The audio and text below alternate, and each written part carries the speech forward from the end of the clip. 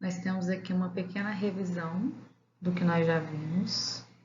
Nós vamos iniciar com should e ought to.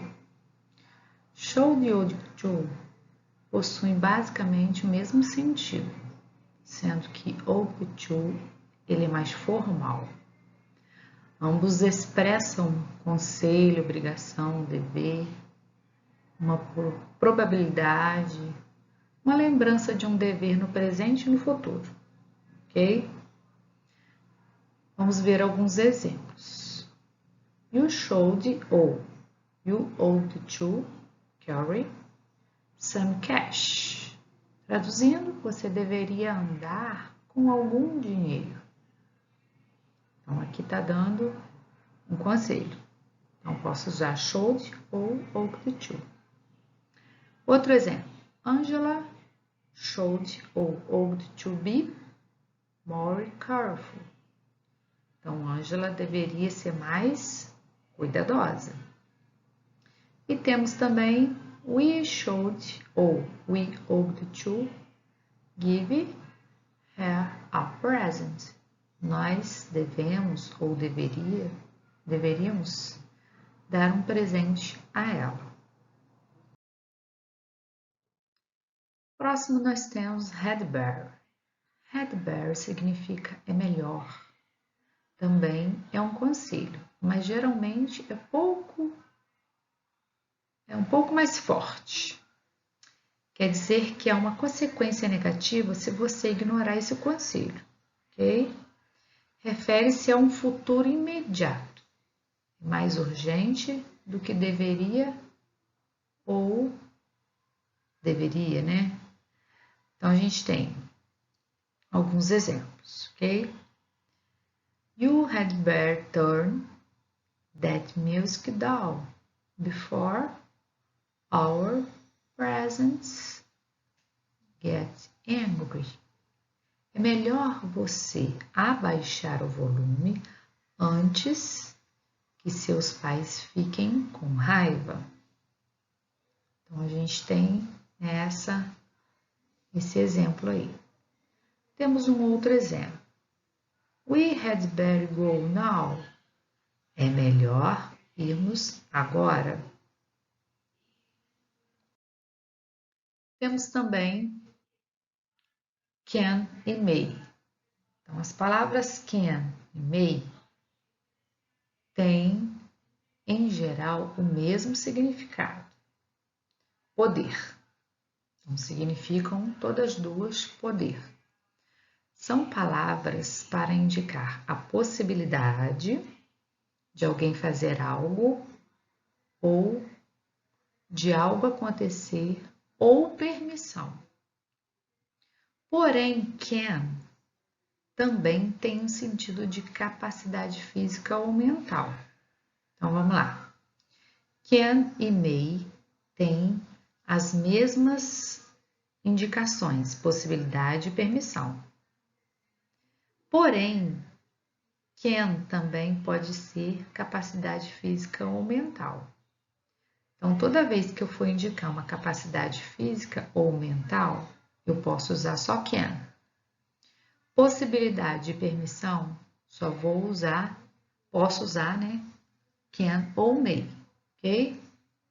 A gente tem um exemplo aqui, ó. May enter. Então, estou fazendo uma pergunta.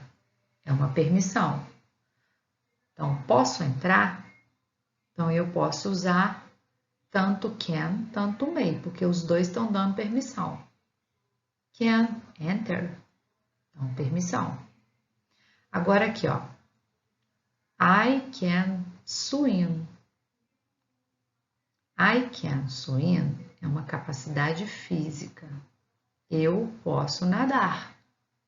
Então, eu estou afirmando que eu posso nadar, ok?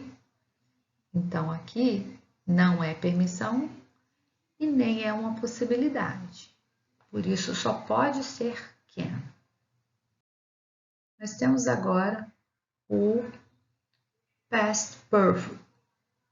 Então, a gente tem o past perfect é um tempo verbal usado para expressar ações passadas que aconteceram antes de outra ação, que também ocorrerá no passado. Ocorrera no passado. Então, nós temos aqui como que nós montamos a forma afirmativa. Então, a gente vai usar sujeito, o verbo. Esse verbo, ele está, a gente vai usar como had, ok? Mais um verbo principal. Esse verbo eu vou usar no passado particípio, ok? E o restante da frase. Então, a gente tem um exemplo, ó. I had cleaned. Esse cleaned é um verbo regular, por isso acrescentou o ed. Se ele fosse um verbo irregular, aí eu teria que conferir na lista de verbos, né? Como que ele ficaria no passado particípio, ok? I had cleaned the house when my mother arrived.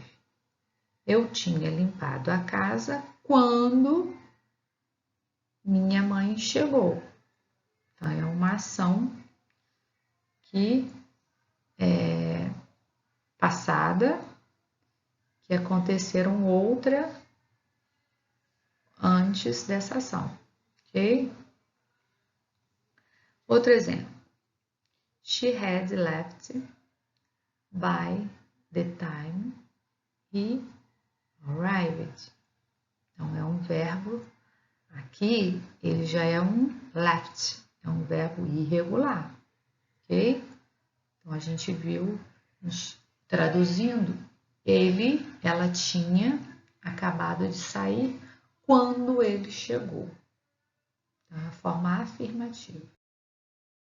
Agora, nós temos a forma negativa, que no inglês nós chamamos de negative form. Nas frases negativas, é necessário apresentar o not após o verbo auxiliar had. Então, nós temos como que fica essa frase? Sujeito, o verbo had, mais o not, mais o verbo principal, colocando esse verbo no passado ou no passado particípio. Se ele for regular, ele vai ficar no passado, acrescentando de, deu e ed. Se ele for irregular, ele fica no past participle. Temos alguns exemplos. Um exemplo. You had not changed your clothes before the end of the party. Você não tinha mudado suas roupas antes do final da festa. E temos a forma interrogativa que no inglês nós chamamos de interrogative form. Nós usamos, abrimos a frase com had, depois nós usamos o sujeito, depois usamos o verbo no passado particípio, restante da frase terminando com um ponto de interrogação. Nós temos um exemplo.